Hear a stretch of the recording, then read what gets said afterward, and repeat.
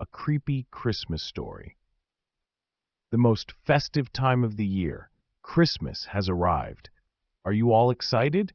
Personally, this holiday doesn't mean much to me. I still have to work overtime and won't be going out to celebrate. So if you're staying home or tired from holiday activities and want to relax, let's dive into some eerie Christmas stories instead. The Gift from Santa. Ever since I was a child, I've felt that Santa Claus is something strange. Think about it.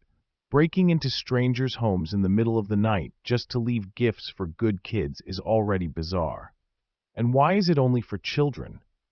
Aren't there well-behaved adults, like hardworking employees, who also deserve presents? This story happened to my friend Sarah when she was younger. Let's see what kind of gift Santa brought her. Sarah said she used to dream of Christmas every year, and every time she'd see a dirty-looking man holding her right arm tightly in her dream. His grip hurt, and he would, "You'll definitely like this gift." When Sarah was a child, she, like most kids, believed in Santa Claus and eagerly looked forward to Christmas. But after starting elementary school, she began to loathe the holiday. She thought it was because of her strict parents, both government employees, who always followed the rules rigidly. One year, Sarah wished for a cute doll as her Christmas present. Instead, Santa gave her an encyclopedia. Another year, she asked for a gaming console but received an electronic dictionary. By then, Sarah vaguely understood that Santa Claus was just her parents pretending. Still, she wouldn't want to shatter the illusion. That year, Christmas came again. She woke up to find a book about animals on her pillow instead of the game she had hoped for. Disappointed, she flipped through it and went to school, feeling miserable. At school, her classmates were excitedly talking about the gifts they had received, games, dolls, and other fun things. Comparing herself to them, Sarah felt worse.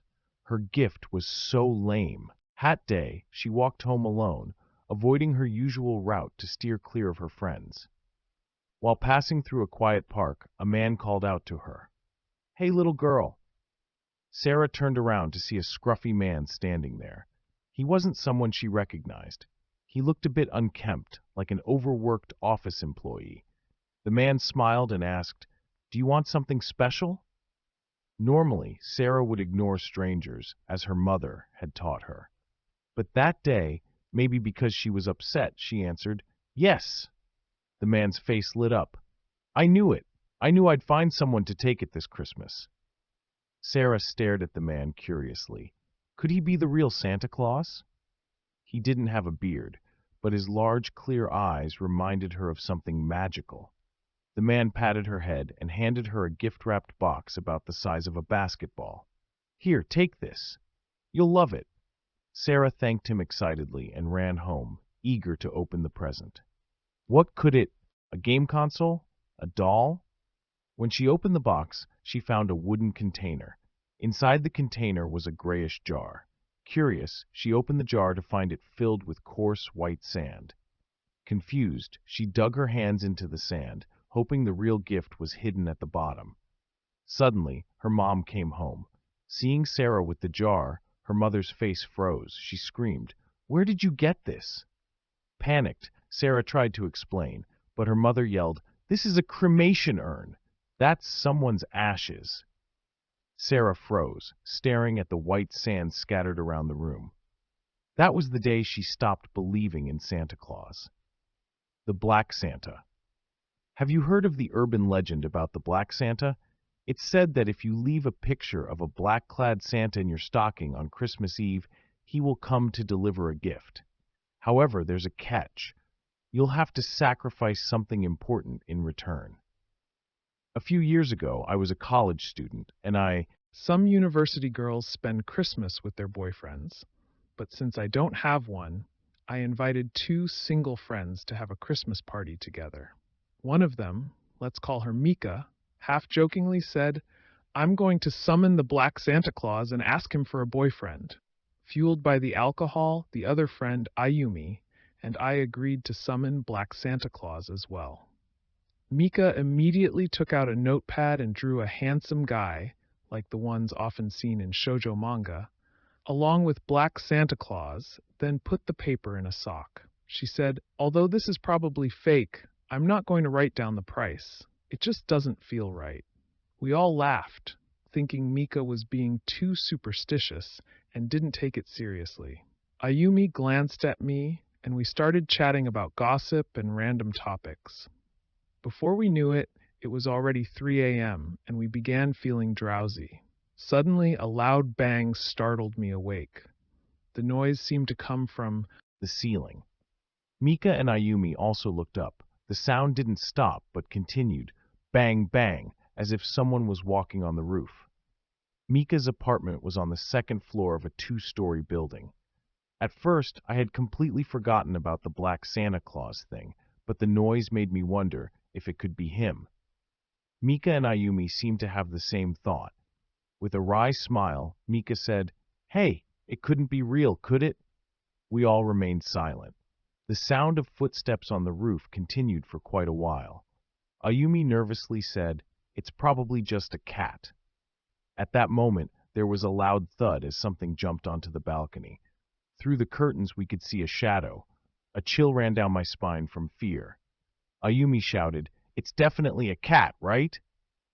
Mika moved closer to the balcony and asked, "Should we check?" "No, absolutely not." Ayumi clung to Mika in panic. Though I disagreed with Mika's suggestion, I thought it might be better. The three of us sighed in relief. Ayumi muttered, "See, it must have been a stray cat that ran away when it heard us." Mika, annoyed, grumbled, "Seriously, enough already." Just as she finished speaking, the doorknob at the entrance began rattling loudly, as if someone outside was trying to force the door open. "Ugh, what the heck is this?" Ayumi panicked again. If we were in a horror movie, Ayumi would probably be the first to go. Mika, on the other hand, was the bravest among us.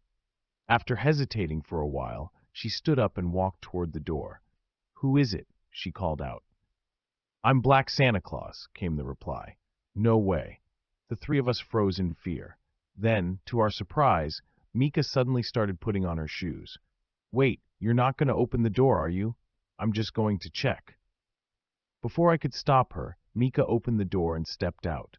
A few seconds later, we heard her scream, "Mika! Mika!"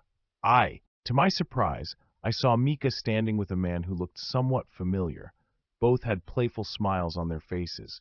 The man was Mika's clubmate, Daiki. It turned out Mika had planned this prank with him to scare us.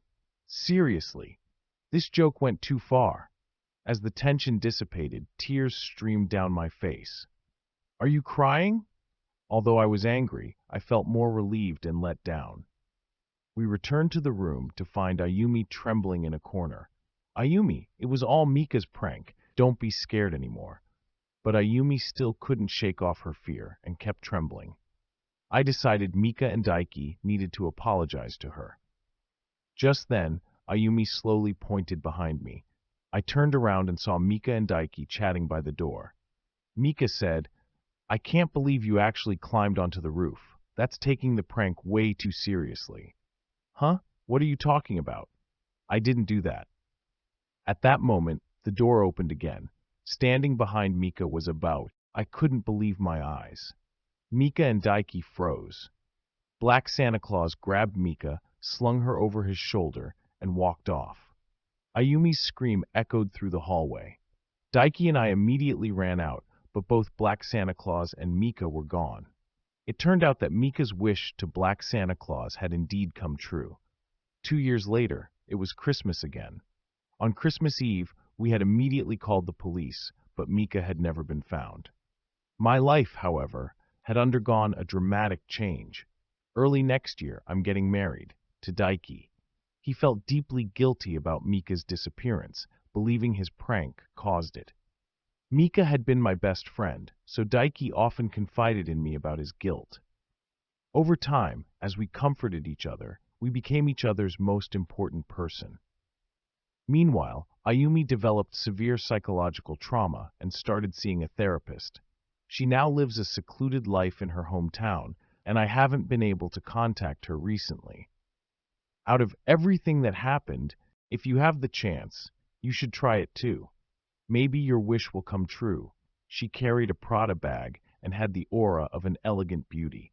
Most notably, her skin was extremely pale, not the kind of pale from too much foundation, but a natural, almost sickly pallor. Welcome. Are you here alone, or are you meeting someone? I'm here alone. Since the two bartenders at this bar were quite handsome, it wasn't uncommon for single women to come by. I expected her to sit directly at the bar counter, but surprisingly, she went straight to the window seat instead. I brought her the menu and walked over. I'll order later, she said, dismissing me. With nothing else to do, I returned to my station. After that, everyone went about their business, paying little attention to the woman. As the night wore on, couples began leaving one by one, likely off to continue their rendezvous somewhere else. I couldn't help but feel envious of them as I grudgingly focused on. By around 10 p.m., I suddenly noticed that the woman by the window still hadn't ordered anything. By this time, there were very few customers left. I approached the bar counter and spoke to the owner, who was also the head bartender. Do you think she's waiting for someone? Not just the owner, but the other staff members were curious about her too. She had been sitting there for several hours, and yet she continued to wait as if it were the most natural thing in the world. She didn't pay attention to the ambiance of the bar or even glance around. Instead, she focused solely on staring out the window. Most people waiting for someone would scroll through their phone or shift in their seat, but not her. It seemed as though she had been sitting in the exact same position since she arrived. Her profile exuded a certain loneliness, creating an atmosphere that made it hard for anyone to approach her. After a while, "What's with him?" I wondered aloud. The owner, overhearing, said, "Idiot, do you know the day of the year when people confess their feelings the most? It's Christmas. That man probably confessed and got rejected. That's why he's sitting there with that miserable face. Just because it's a festive night doesn't mean everyone finds happiness." Was that it? After midnight, the man was the only customer left in the bar.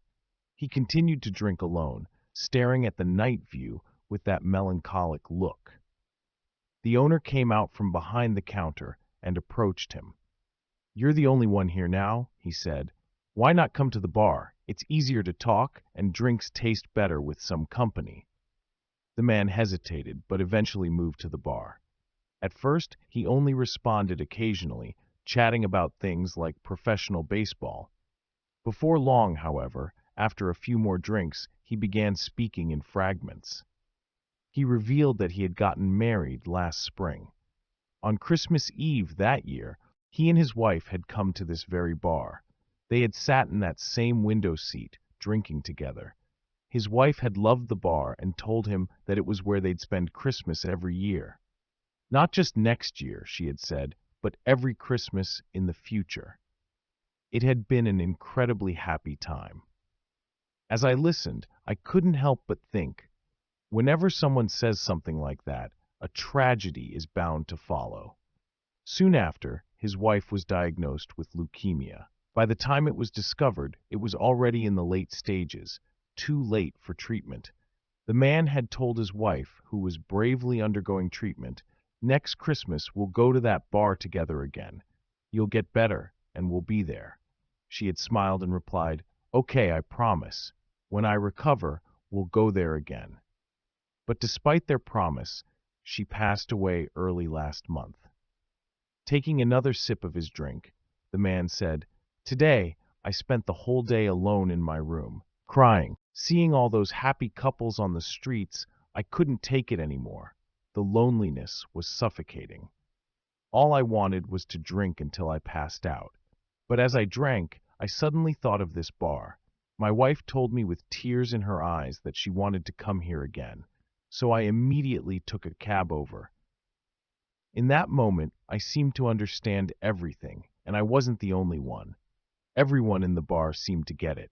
I couldn't help but ask, was your wife a tall, long-haired beauty? Did she carry a Prada bag?" The man froze and said, "That's right. How did you know?" "Well, before you arrived, a woman was sitting in the window seat. She looked like she was waiting for someone. We thought she'd been stood up, but she disappeared suddenly. No one saw her leave." "Really? If only I'd come earlier. Could I have seen her again?" The owner shook his head and said, "Even if you had, you wouldn't have seen her. Once someone crosses the boundary of death, there's no going back. It's best for both of you not to reach out to each other. So for her sake, you need to pull yourself together. That's what she would want for you." After that night, the man never returned to the bar. Perhaps he had buried his love for his wife deep in his heart, waiting for the day they would meet again. As for me, I eventually left the bar. But every Christmas, I still think about that strange and unforgettable story.